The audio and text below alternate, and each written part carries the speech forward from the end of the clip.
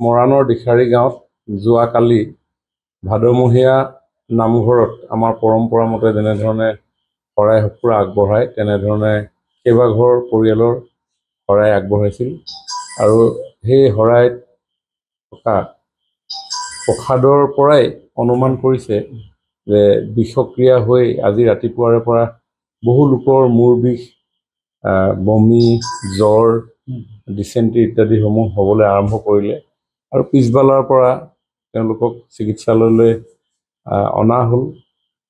তেখেতসকল আহিল আৰু অহাৰ পিছতে গম পোৱা গৈছে যে তেখেতসকলক চিকিৎসাৰ প্ৰয়োজন আছে আৰু সংখ্যাটো বাঢ়ি গ'ল, প্ৰায় 45 মান হ'ল নহয়, 42 মান তেনেকুৱা ধৰণৰ ৰোগী আহি তিলৈ হস্পিটেললৈ আহিলে। কিন্তু তাতে যিমান পাৰিলে তেওঁলোকক চিকিৎসা আগবঢ়ালে। কিছু লোকক এই খোৱাং হস্পিটেললৈ স্থানান্তৰ কৰিলে, কিছু লোকক লেঙেৰী হস্পিটেললৈ পঠিওৱা হ'ল আৰু কেইজনমানক মেডিকেল কলেজ আৰু ময়ো নিজে খবৰ পাই লেঙেৰী হস্পিটেললৈ গ'লোঁ, তিলৈলৈও গ'লোঁ, এতিয়া খোৱাঙলৈ আহিছোঁ। আমাৰ ছুপাৰিণ্টেণ্ডেণ্ট মহেশ্বৰ সোণোৱাল ডাঙৰীয়াই চাই আছে আৰু তেখেতে কৈছে এতিয়া বৰ বিশেষ চিন্তা কৰিবলগীয়া নাই, লাহে লাহে সুস্থতাৰ দিশেৰে আগুৱাই যাব। নাম মৰাণ দিখাৰী। আমি কালি ভাদমহীয়া নামঘৰত নাম ল'বলৈ গৈছিলোঁ, তাত পথাৰত দিয়া হৈছিলে। সেই পথাৰত আনি ঘৰত খালোঁ মেলিলোঁ, একো নাই আৰু। কিন্তু আজি ৰাতিপুৱাই চাইছোঁ চবৰে মানে লেট্ৰিন লাগিছে, তাৰপৰা জ্বৰ হৈছে, তাৰপৰা বমি লাগিছে, তেনেকৈ হৈছে। তাত প্ৰায় 50-60 মান হৈছে নেকি মানুহ। দৈত আছে সেইখিনি, এইখিনি লেঙেৰীলৈ পঠিয়াইছে আৰু অলপমান ডিব্ৰুগড়লৈও পঠিয়াইছে নেকি। আৰু আমি ইয়াত খোৱাঙতে সুস্থ হৈছে আৰু তেনেকুৱা গম পোৱা নাই।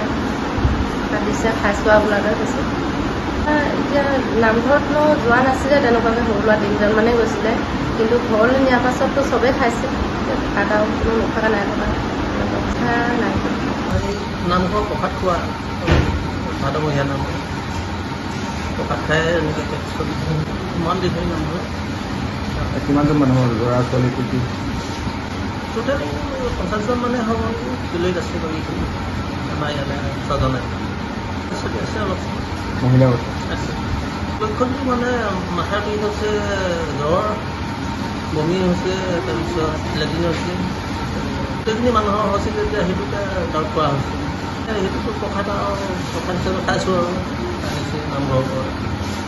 এতিয়া সুস্থ হৈছে ন মানুহবিলাক? এতিয়াতো আগতকৈ সুস্থ ভাল পাইছোঁ আৰু বাকীবিলাক কোনে কেনেকুৱা কি পাইছে সিমানটো কম নাপাওঁ।